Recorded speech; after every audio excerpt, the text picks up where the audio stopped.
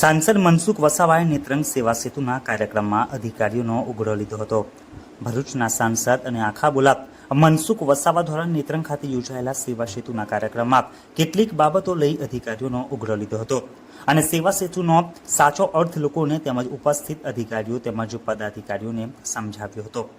જે સેવા સેતુ કાર્યક્રમમાં ઝઘડિયા પ્રાંત અધિકારી તેમજ મામલતદાર અને તાલુકા વિકાસ અધિકારી હાજર નહીં રહેતા ગેરહાજર અધિકારીઓ સામે સરકારમાં રજૂઆત કરવાની વાત સાંસદ મનસુખ વસાવાએ કરી હતી અને આદિવાસી વિસ્તારમાં સેવા સેતુના કાર્યક્રમમાં અધિકારીઓ વેટ ઉતારે છે એવા પણ આક્ષેપ કર્યા હતા. તાલુકા વિકાસ અધિકારી કેમ નથી? તાલુકા વિકાસ અધિકારી કોઈ જવાબ તો હશે ને કોઈની પાસે? અહીંયા મંચ પર બેઠેલા લોકો પદાધિકારીઓ છે, આખી માહિતી અધિકારીનો હોય.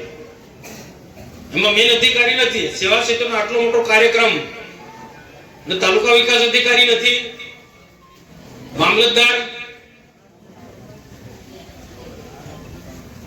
કેમ નથી? અહીંયા સેવા સેતુમાં પ્રાંત અધિકારી પણ હોય ને, સેવા સેતુમાં પ્રાંત અધિકારી પણ હોય ને. આજે પ્રાંત અધિકારી પણ નથી. સરકારનો આટલો મોટો કાર્યક્રમ, રાજ્ય સરકાર ગરીબો માટે ખૂબ ચિંતા કરે છે. ના નેત્રંગ તાલુકાના ટીડીઓ કે પછી મામલતદાર કે આ વિભાગના પ્રાંત અધિકારીને કોઈ ગરીબોની ચિંતા નથી એવું લાગે છે.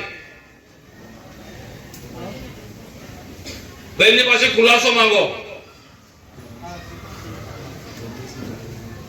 એ અહીંયા આ મહત્વનું નથી, તે મહત્વનું છે. નેત્રંગના પેલા ગરીબોના લારી ગલ્લા તોડે હટાવે છે, એ બીજા દિવસે કાર્યક્રમ કરી શકાતો હતો તમારે. આ મહત્વનો કાર્યક્રમ હતો. આ મહત્વનો કાર્યક્રમ કે એ મહત્વનો કાર્યક્રમ? આખા કાર્યક્રમનું કાર્યવાહીની નોંધ કોણ લખે છે? આખા કાર્યક્રમની કાર્યવાહીની નોંધ મેં કહ્યું પણ લખો. ના સરકારમાં રિપોર્ટ કરવાનો છે. પ્રાંત નથી, ટીડીઓ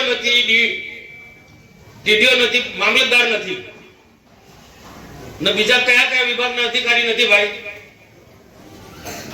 હું જે છે એમને બધાનો આભાર માનું છું, માહિતી આપી એનો પણ આભાર માનું છું. સેવા સેતુનો કાર્યક્રમનું મહત્વ અધિકારીને ખબર છે કે નહીં?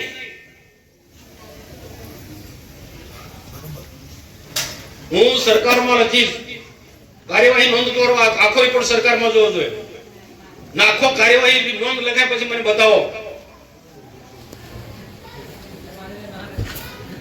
આદિવાસી વિસ્તાર છે એટલે આપણે વેઠ ઉતારવાની છે ભાઈ. આ આદિવાસી વિસ્તાર છે એટલે આખા કાર્યક્રમ, સેવા સેતુના કાર્યક્રમની આપણે વેઠ ઉતારવાની છે.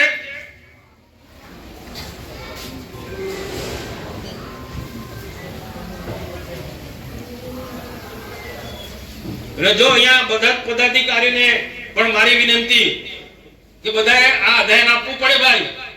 મનસુખભાઈ વસાવા એકલા બોલે તે નહીં ચાલે. આ અધિકારીને ખુશામત કરવાનું બંધ કરી દો તમે. આ સેવા સેતુ એટલે ગરીબોને આગળ લાવવાના, ગરીબોમાંથી બહાર કાઢવાના, ગરીબોને મદદરૂપ થવા માટેનો આ સરકારનો કાર્યક્રમ છે ને તેમાં મેન અધિકારી નથી. કદાચ ટીડીઓ ના હોય તો મામલતદારે રહેવું છે, મામલતદાર તો ટીડીઓ રહેવું છે અથવા તો પ્રાંતે રહેવું છે.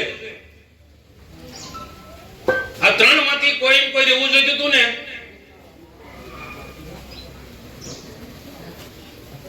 અને લોકોએ પણ જાગવું પડશે ભાઈ. હા, લોકોમાં પણ જાગૃતિ લાવવી પડશે. નહીં તો વર્ષોથી આવું ચાલતું હતું. પહેલા લૂંટાવાળાનું રાજ ચાલતું હતું. આ બધી યોજનાઓ સેટિંગ વાળા લોકો લાભ લઈ જતા હતા. એવું નથી ચલાવવાનું. અત્યાર સુધી જે સરકારની જે યોજના બધી ચાલતી હતી, બધા સેટિંગ વાળાનું બધું ચાલતું હતું. હવે આ મોદી શાસનની અંદર કોઈ સેટિંગ વાળાનો નહીં ચાલે. આ પારદર્શક એટલે પારદર્શક વહીવટ.